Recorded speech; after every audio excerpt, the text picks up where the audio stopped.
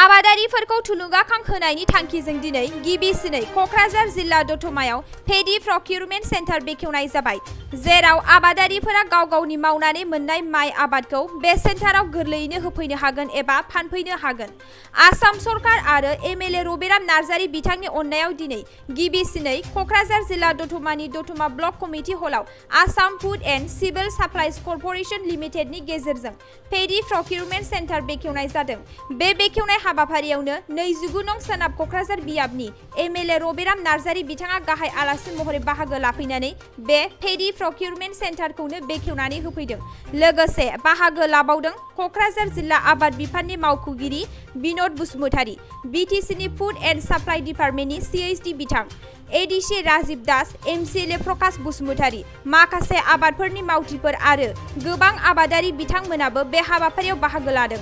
बेयाव मोनसे धोरोम दं आरो मोनसे कालचार दङ, बे जाबाय दिनैनि शत्रुआ गाबोननि लोगो, दिनैनि लोगोआ गाबोन हयथ' शत्रुबो जानो हागौ। राजनितियाव पार्मानेन्ट शत्रुबो गैया, पार्मानेन्ट मित्रबो गैया। राजनितिया नीति आदर्शनिसो मोनसे मा होनो बेखौ फाराग। बेवहाय व्यक्तिगत भाबै मानसिजों मानसि सामाजिक जिबनाव रावजोंबो फाराग गैया आरो रावबो रावखौबो व्यक्तिगत जिबनाव एखुथायै सोरखौबा गाज्रि मोननाय, मुगैनाय, नेवसिनायनि खोथा गैया। आदर्शगत भाबै, नीतिगत भाबै दला गावबागाव दलनि लाइनजों खामानि मावो, थाङो। दिनै जोङो गुबुन गुबुन दलाव बर'फ्राबो खामानि मावदों होननानै जोङो नीतिगत भाबै, आदर्शगत भाबै आलदा आलदाब्लाबो खिन्थु जों एक बर' फिसा हिसाबै जोङो समाजाव गोरोबलायनानै जों खौसेयै थांनानै थानायनि नैबे हारिमुखौ जोङो लाखिनांगोन। राजनितिया दिनै दं गाबोन गैया, खिन्थु समाज आरो मानसि जाथिया, हारिया जेब्लाबो थांनानै थागोन। बेखायनो राजनितिनि खन्थेखिया गुसुं समनि माखासे एना एनि हेंथा हेंथि गोरोबलायैखौ लानानै गावजों गावनि गेजेराव स्थायी भाबै अराय गोजोर गोरोबलायनो हायै बे बेमारखौ जोंनि गेजेराव लाबोनो नाङा। जों जेब्लाबो थै मोनसेनि, जों बिदा फंबाय, मोनसे समाव जयै जों सोमावसारबोनाय आरो जयैनो जोङो उनावबो सोमावसारनांगोन। जाथिनि हाबिलासखौ, गांनाय उखैनायखौ सुफुंनायनि थाखाय साफ्रोमबो दैदेनगिरियानो जोंनि आइ आफा रायजो राजाफोरनि गेजेराव जबान होनाय दं आरो बे जबानखौ लानानै जयै खामानि मावनांगोन। बेनि थाखाय जों ज' राजनितियाव मोनसे आफादावनो थायाब्लाबो बेबायदि सामाजिक फांसनफ्राव, प्रग्रामफ्राव जयै खामानि मावलायनायनि नैबे थासारिखौबो, नैबे हारिमुखौबो लाबोलायनांगौनि दरखार दं। बाव एना एनि जानानै जानगारलायनानै थानायनि दरखार गैया। खिन्थु आथिखालाव जोंनि बर'फोरनि गेजेराव बेबायदिखौ दासिम खिन्थु जों लुबैनाय बायदियै, रायजोफोर लुबैनाय बायदियै नुनो मोनाखै। बे दुखुनांथाव बाथ्रा।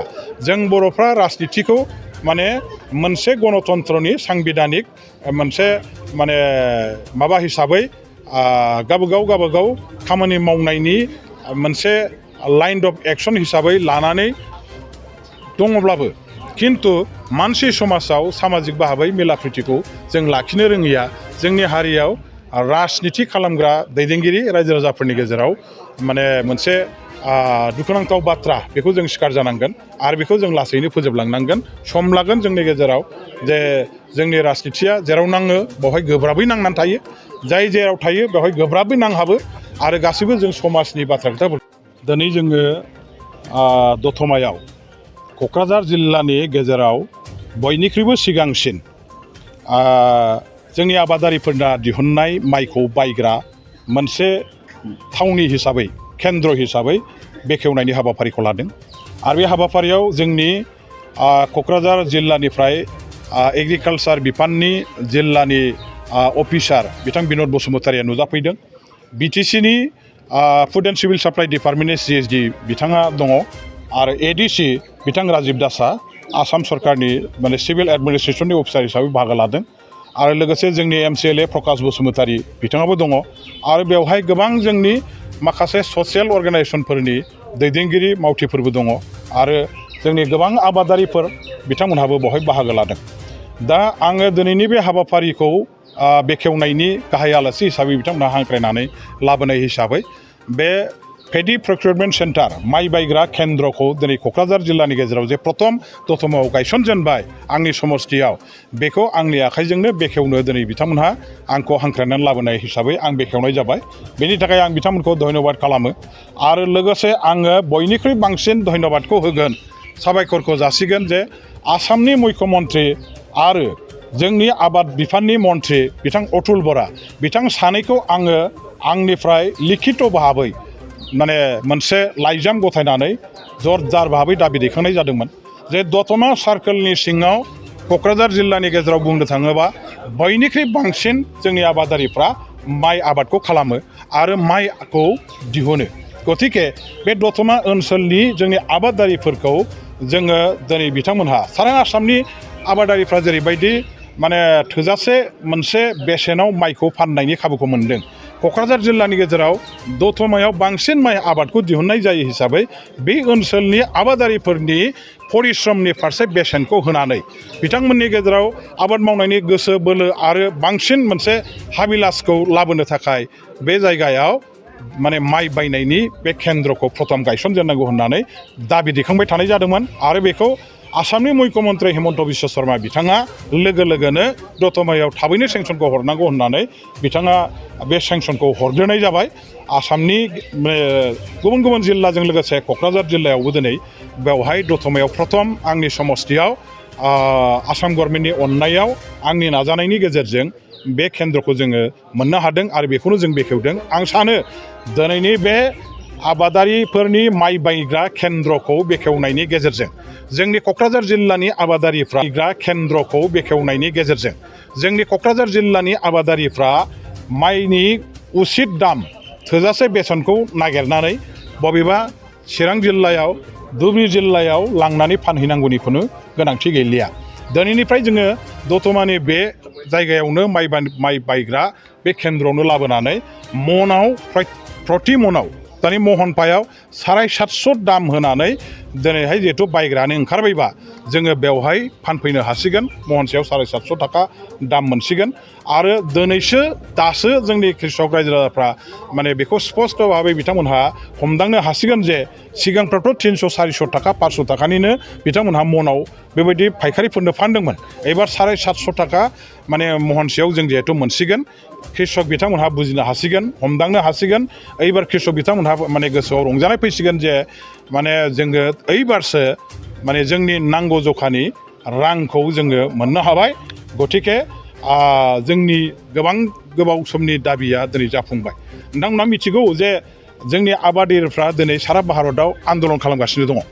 मानो? खारना जाबाय जे आबादारिफ्रा गोबां परिश्रम खालामनानै जे आबाद खालामो बेनि दिहुनथाइखौ फाननो थाखाय बिथांमोनहा माने हाथायाव नांगौ रोखोमनि थोजासे बेसेनखौ मोना आरो बेनि खारनाव थोजासे बेसेनखौ मोनैनि थाखाय आबाद मावनायाव जेसेबां रां खरस खालामनो गोनां जायो, हाजिरा होनायनिफ्राय माइसा दांनायनिफ्राय दिहुननायनिफ्राय गायनायनिफ्राय गासैखौबो नायजोबनानै बिथांमोनहा माने जेसेबां रां खरस खालामो आबादखौ मोननानै बे फिथाइखौ फानोबा बिनिफ्राय खमसिनावसो फाननो गोनां जायो, खरसा बांसिन जायो।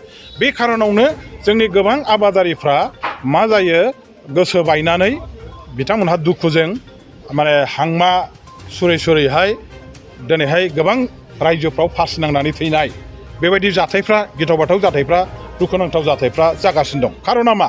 जे आबादारिफ्रा आबाद मावनानै उचित दामखौ मोनैनि थाखाय माने गोसो बायदों, नार्भास जादों आरो बेवहाय बिथांमोनहा फासि नांनानै हाजार थैनायनि बिदि रेकर्ड दं। दिनै बोसोरसे 1.5 बोसोर गाहाम माने राजा लामायाव गसंनानै आन्दलन खालामनाय आबादारिफोरनि बे आन्दलनखौ नोंथांमोनहा सोनाब भारतआव नुनो मोनबाय, खिन्थु आसामाव दिनै बिदिया जायाखै।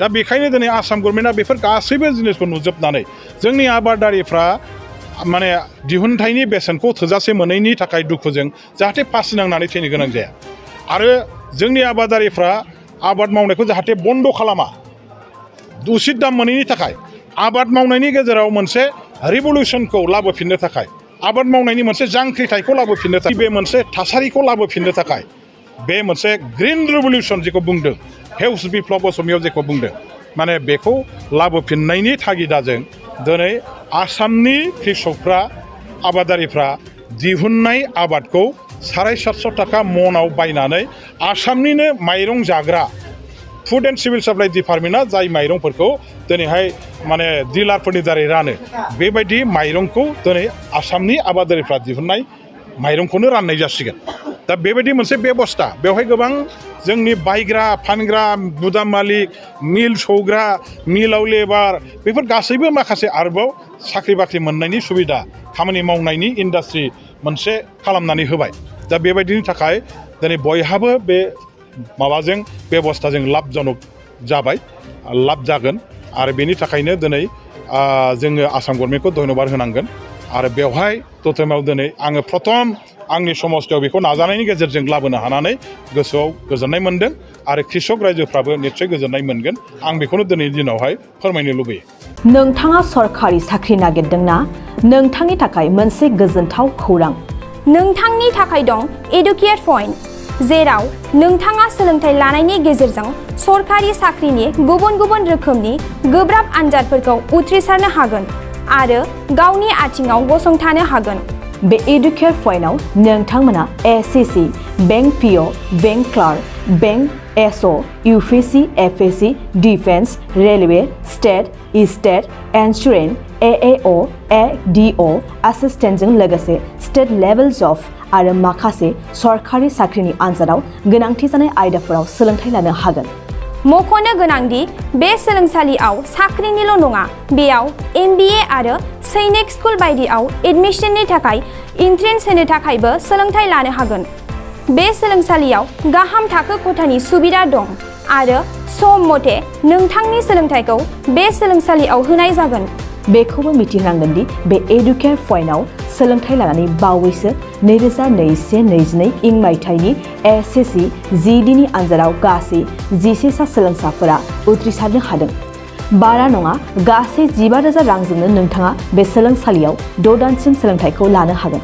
बे सोलोंसालिया क'क्राझार, बरपेटा रड, गवालपारा आरो बङाइगावआवबो दं।